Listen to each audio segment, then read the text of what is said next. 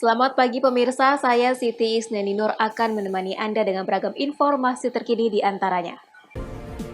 Tak sesuai spesifikasi 8 truk sembako dari Pemprov dipulangkan. Beras tagih supermarket Medan stop operasi sementara. Satu unit truk tangki menabrak 2 warung yang berada di Jalan Sum, Kisaran Asahan. Selain cuplikan berita tadi, kami juga akan menghadirkan beragam informasi lainnya. Pemirsa, kita jelang Sumut hari ini pagi selengkapnya.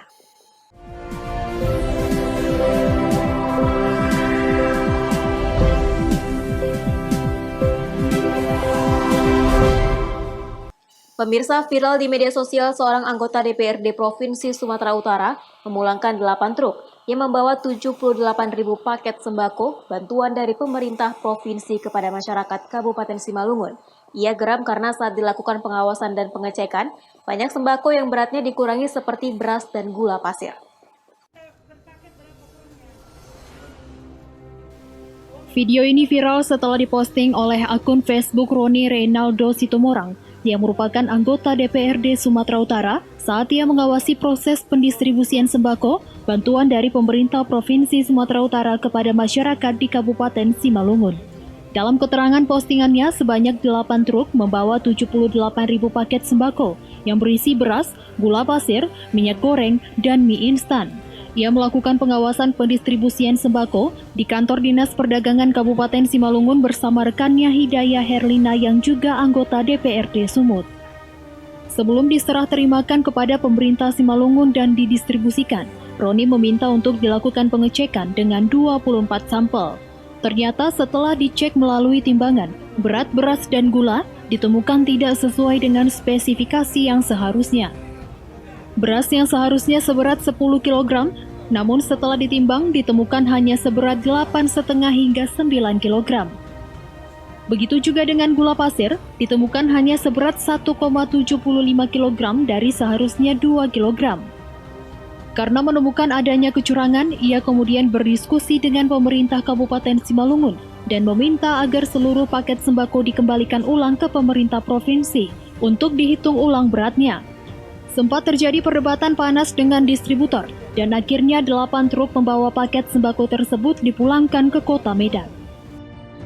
Dalam postingan itu, Roni juga meminta maaf kepada masyarakat Kabupaten Simalungun karena penyaluran sembako terpaksa harus ditunda.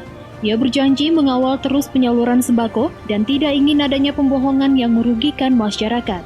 Ebit Master melaporkan untuk Evarina TV. Satu unit truk tangki menabrak 2 warung yang berada di Jalan Sum, Kisaran Asahan.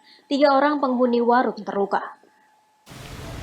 Satu unit truk pengangkut minyak mentah ini terlibat kecelakaan di Jalan Lintas Sumatera Kisaran Asahan.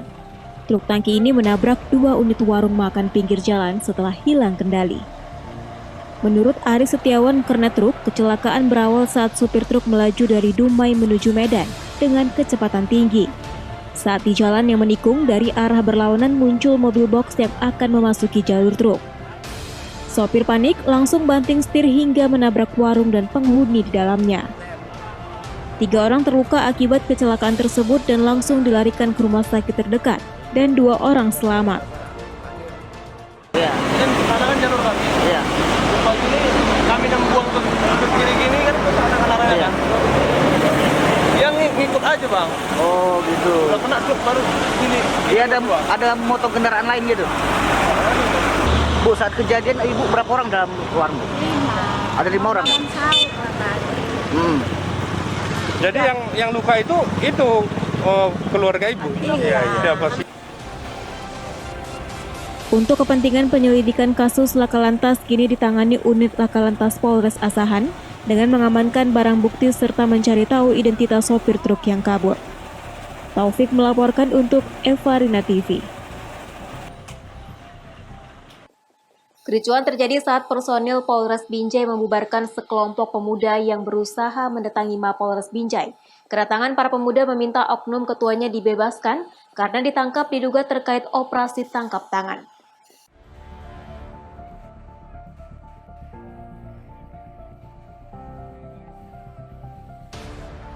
Kericuhan terjadi di depan Mapolres Binjai di Jalan Sultan Hasanuddin, Kelurahan Kartini, Kecamatan Binjai Kota, Kota Binjai, Sumatera Utara, Selasa malam. Polisi sempat mengeluarkan beberapa tembakan untuk melakukan penangkapan dan membubarkan sekelompok pemuda yang berusaha mendatangi Mapolres Binjai. Kedatangan sekelompok pemuda ini karena mereka tidak terima diduga oknum ketuanya ditangkap polisi yang diduga terkait operasi tangkap tangan. Akibat kejadian ini, Jalan Sultan Hasanuddin tepatnya di depan Polres Binjai diblokir. Belum ada keterangan resmi dari pihak kepolisian terkait tentang kejadian ini. Hingga kini personil Polres Binjai dibantu TNI masih terus berjaga di depan Mapolres Binjai. Wahyu Pratama melaporkan untuk Eva Rino TV. Brastagi Supermarket Medan stop operasi sementara. Beritanya akan hadir sesaat lagi.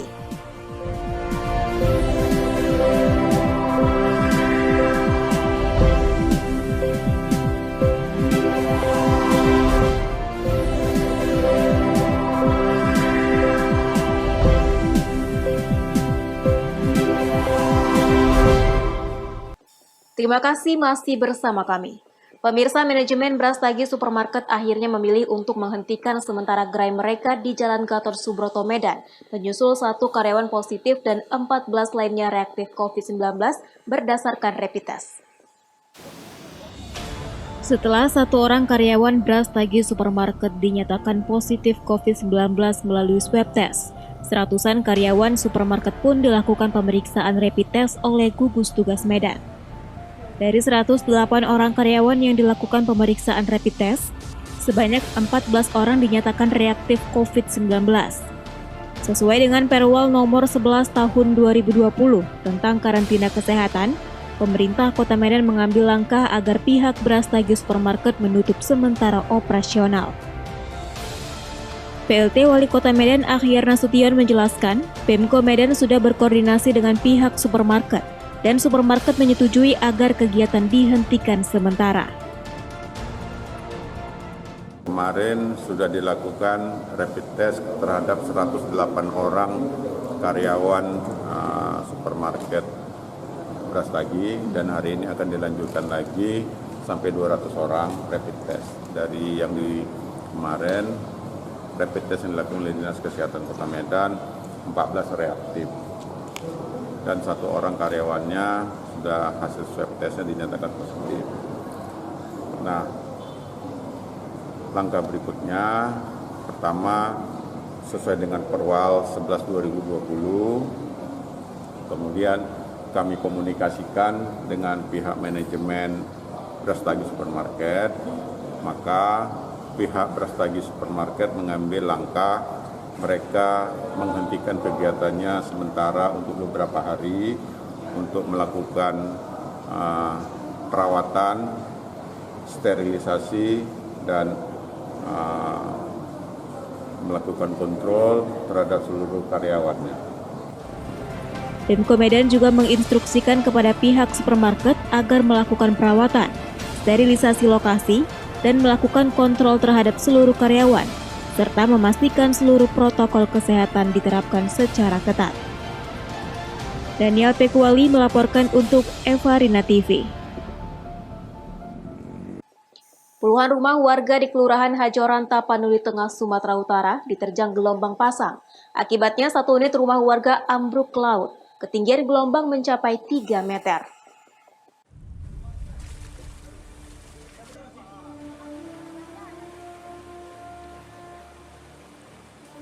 Meskipun tidak ada korban jiwa dalam kejadian ini, namun 1 unit rumah warga di Kampung Nelayan ambruk diporak-porandakan gelombang pasang setinggi 3 meter. Gelombang pasang ini dipicu angin kencang yang melanda kawasan perairan pantai barat sejak 1 pekan terakhir.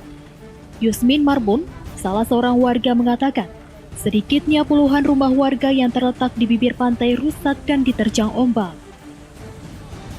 Sebelumnya, angin kencang disusul gelombang pasang ini dianggap warga merupakan hal yang biasa.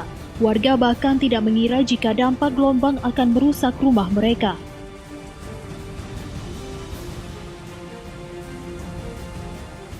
Wah, badai ini sekarang sudah memburuk. 1 rumah satu rumah warga hanyut diterjang badai. Karena ombak berturut-turut dalam 3 hari ini terus pasang terus naik.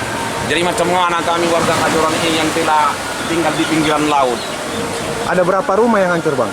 Yang terdaftar dulu satu rumah, dua gudang perebusan udah hancur, dan ada lagi rumah-rumah yang terancam. Sementara warga yang rumahnya ambruk diterjang gelombang pasang, kini terpaksa mengungsi ke rumah kerabatnya.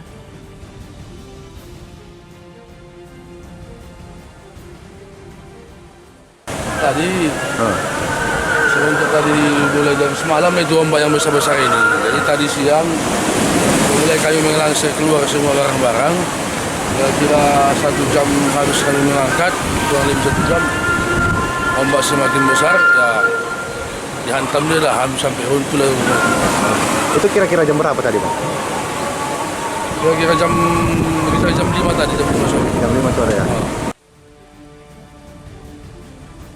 Selain merusak rumah warga, gelombang pasang ini juga menghancurkan gudang tempat penjemuran ikan serta puluhan alat tangkap ikan atau bagan panjang milik nelayan.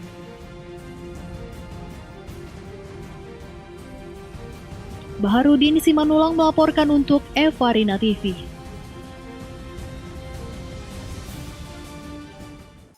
Satuan Brimob Polda Sumatera Utara menggelar kegiatan berbagi kasih dapur lapangan di kawasan Jalan Gaem Panggabean, Kota Medan, dengan membagikan ratusan paket makanan dan takjil kepada pengendara yang melintas sebagai bentuk rasa kebersamaan antara anggota Polri dan masyarakat. Ratusan paket makanan lengkap dan takjil berbuka yang diolah langsung oleh sejumlah petugas Brimob Polda Sumatera Utara di dapur lapangan milik mereka di kawasan Jalan GM Panggabean Medan dibagi secara gratis kepada pengendara yang melintas di kawasan jalan tersebut menjelang berbuka puasa. Pembagian paket takjil dan makanan ini selain untuk membantu masyarakat terdampak COVID-19, juga berbagi kasih dan rezeki khususnya di bulan suci Ramadan. Sambil membagikan paket takjil dan makanan berbuka puasa, personil Brimob juga menghimbau kepada warga untuk tetap menjaga kesehatan saat berada di dalam rumah atau menggunakan masker jika melakukan aktivitas di luar rumah untuk memutus rantai penyebaran COVID-19. Kegiatan bagi-bagi takjil ini rutin digelar untuk menjaga tali silaturahmi antara warga sekitar dan pengendara yang melintas di waktu-waktu menjelang berbuka puasa, sehingga bagi pengendara yang belum tiba di rumah bisa berbuka puasa dengan takjil yang sudah disediakan. Program ini adalah untuk membantu masyarakat yang berdampak dari COVID-19, dan ini adalah program dari pimpinan atas, kita jabarkan ke bawah. Tujuan adalah membantu masyarakat yang berdampak daripada penyakit ini. Bantuannya berupa apa aja yang dibagikan ini? Bantuan berupa nasi. Kalau ini nasi sama takjil. Ada juga bingkisan ya. Sembako. Nah, yang ini hanya takjil dan makanan. Bakti sosial ini wujud Brimob untuk masyarakat, di mana akan terus berupaya agar warga terdampak COVID-19 dan dapat merasakan nikmatnya bulan suci Ramadan. Wahyu Pratama melaporkan untuk Evarina TV. Pemirsa, Sumut hari ini akan kembali dengan informasi menarik lainnya. Tetaplah bersama kami.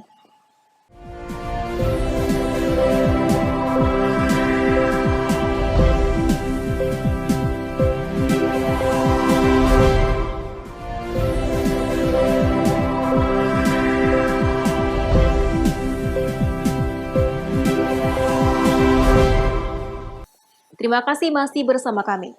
Pemirsa, sejumlah mahasiswa dan pemuda melaksanakan bakti sosial membagikan sembako kepada panti asuhan dan warga yang terdampak COVID-19 di Kabupaten Padang Lawas Utara. Sejumlah mahasiswa dan pemuda yang tergabung di dalam organisasi Ikatan Keluarga Alumni Darul Mursyid dan Perhimpunan Pemuda Mahasiswa Kabupaten Padang Lawas Utara melaksanakan kegiatan bakti sosial dan membagikan sembako kepada panti asuhan beserta masyarakat yang terkena dampak COVID-19.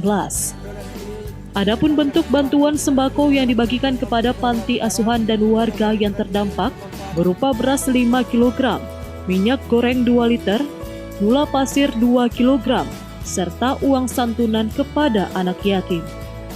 Kegiatan ini bertujuan untuk menggerakkan hati para dermawan agar ikut berpartisipasi dan sebagai wujud kepedulian antar sesama untuk saling membantu. Salah satu ketua Perhimpunan Pemuda Mahasiswa Kabupaten Padang Lawas Utara berterima kasih atas bantuan dari Ikatan Keluarga Alumni Darul Mursyid. Kolaborasi dua organisasi yaitu IKDM Indonesia Ikatan Keluarga Alumni Darul Mursyid dengan Perhimpunan Pemuda dan Mahasiswa Padang Lawas Utara, yang mana donasi ini akan kita sebarkan ke seluruh masyarakat yang kurang mampu di Kabupaten Padang Lawas Utara. Ya, nanti terutama di yayasan panti asuhan dan di tempat-tempat yang membutuhkan lainnya. Jadi bentuk sembako yang dibagikan apa saja? Untuk sembako yang kita bagikan itu berupa beras, gula, minyak, dan telur. Untuk sasarannya? Sasarannya yang pertama itu yaitu masyarakat yang kurang mampu, yang kedua anak yatim piatu yang kurang mampu, dan masyarakat yang kena COVID-19. Jadi harapannya? Semoga kegiatan ini dapat dilaksanakan oleh organisasi maupun pejabat lainnya, sehingga kegiatan ini berbagi dan menginspirasi. Selain itu, pengurus Panti Asuhan Al-Mashkuriyah menyampaikan terima kasih atas bantuan sembako dan santunan yang telah diberikan. Sangat senang karena kedatangan saudara-saudara kita kemarin harus menyampaikan bantuan tanpa ada direncanakan sebelumnya, kami tidak tahu sebelumnya. Jadi alangkah bahagianya kami menerima apa yang diberikan kepada kami. Mudah-mudahan ini bermanfaat kepada kami yang menerima, apalagi kepada yang memberi, sehingga istilahnya jazakallahu khair. Dengan kegiatan bakti sosial dalam bentuk membagi sembako ini, pengurus Ikatan Keluarga Alumni Darul Mursyid serta Perhimpunan Pemuda Mahasiswa Kabupaten Padang Lawas Utara berharap kegiatan ini dapat bermanfaat kepada warga yang terdampak COVID-19 di Padang Lawas Utara. Arif Siregar melaporkan untuk Eva Rina TV. Pemirsa, dalam menyiasati sepinya penjualan kue kering Lebaran di tengah pandemi COVID-19, membuat penjual kue kering harus kreatif. Salah satu caranya menjual kue kering yang dikemas dalam bentuk parsel agar bisa dikirim kepada kerabat dan sanak saudara.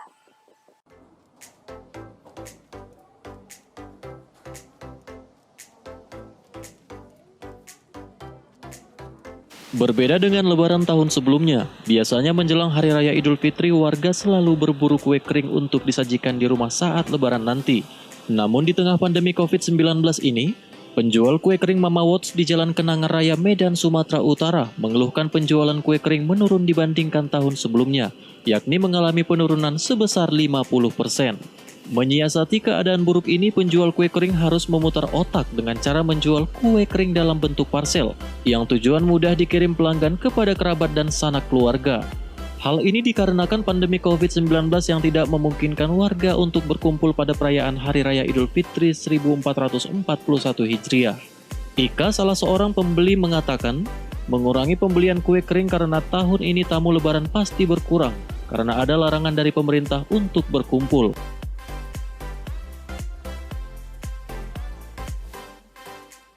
Belanja kue untuk Lebaran kan keluarga. Di pandemi ini Kak gimana Kak, belanjanya biasanya dikurangi dengan tahun semalam? Iya, karena kan tamu mungkin nggak gitu banyak ya, paling keluarga aja konsumsi sendiri gitu. Dalam pembuatan kue, penjual juga tetap menerapkan protokol COVID-19. Setiap pekerja wajib mengenakan masker, menyediakan cuci tangan, dan menjaga jarak. Desmawati Badar, owner Mama Wots, mengatakan pihaknya menyediakan hampers kue atau parcel kue agar masyarakat tetap bisa menikmati Lebaran di rumah masing-masing dengan mengirim kue ke keluarga tercinta.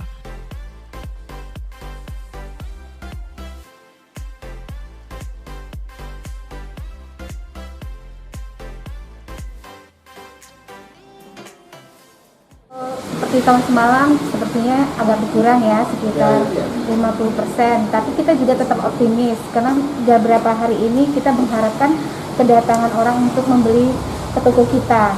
Biasanya kan setiap tahunnya kan hampir order, tapi sekali ini banyak yang berkunjung langsung untuk beli ke sini. Jadi banyak hal yang kita siasati untuk tetap ramai dengan lebaran ini, orderan dengan mensiasatin kan tidak berkunjung, tapi saling membeli. Jadi kita ada paket di sini, hampers namanya kan, aneka cookies, kue, cake kita juga kasih. Kue dengan berbagai variasi ini dibanderol dengan harga mulai dari ratusan ribu rupiah. Tidak hanya varian-varian rasa kekinian, kue bawang dan juga kacang tojin tak lupa disediakan untuk berlebaran. Daniel Pekwali melaporkan untuk Evarina TV. Pemirsa, informasi tadi sekaligus mengakhiri pertemuan kita dalam Sumut hari ini pagi. Saya Siti Isnaninur mewakili kerabat kerja yang bertugas pamit undur diri dari hadapan Anda.